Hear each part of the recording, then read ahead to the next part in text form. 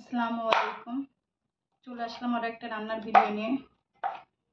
করলাগুলো নষ্ট হয়ে যাচ্ছিল, তাই ভাবলাম করলাগুলো ভাজি করি।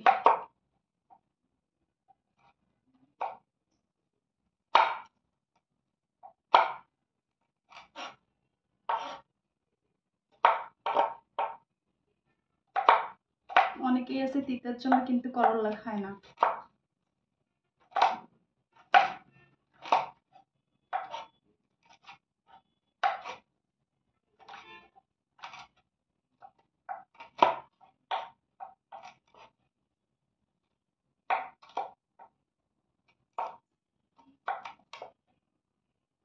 বিচিগুলো একদম কেটে আর আমার চাকুটাতে ধার শেষ হয়ে গেছে, যার কারণে একটু কাটতে আমার কষ্ট হচ্ছে।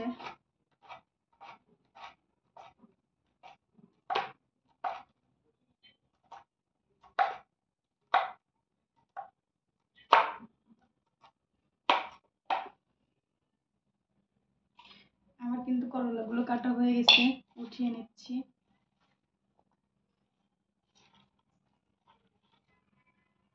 ভিডিও বেশি লং হলে তো আপনারা আবার দেখতে চান না।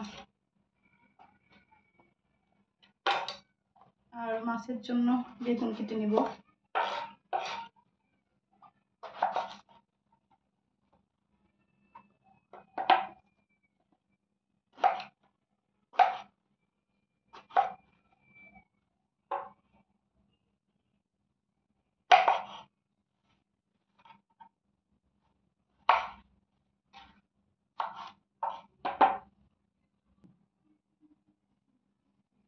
বেগুনগুলো কাটা হয়ে গেছে, আর আলুগুলোও কিন্তু আমি অনেক পাতলা পাতলা করে কেটে নিয়েছি। আলু যদি বেশি মোটা করে কাটি, দেখা যাবে যে আমার বেগুনটা সেদ্ধ হয়ে গেছে কিন্তু আলুটা সেদ্ধ হয়নি।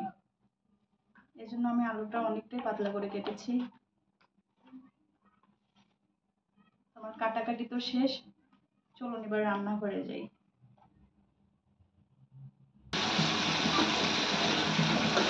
আমার কিন্তু মশলাগুলো কষানো খুব ভালো করে হয়ে গেছে। কেটে রাখা আলু আর বেগুনগুলো দিয়ে দিচ্ছি।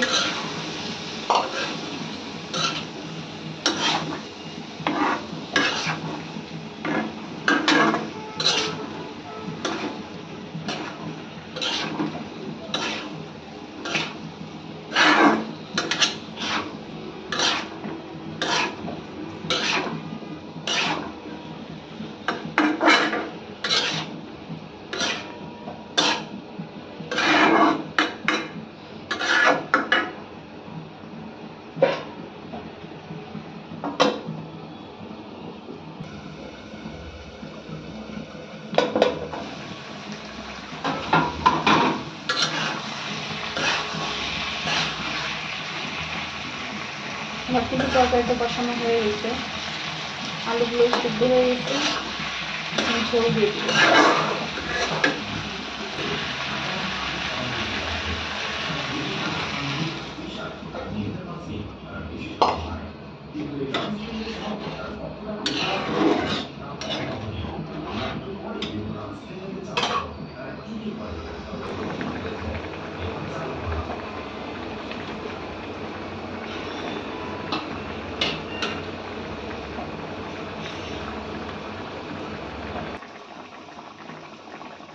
দেখুন আমার কিন্তু তরকারিটা হয়ে গেছে, আর পাশে করলা ভাজিটা হয়ে গেছে।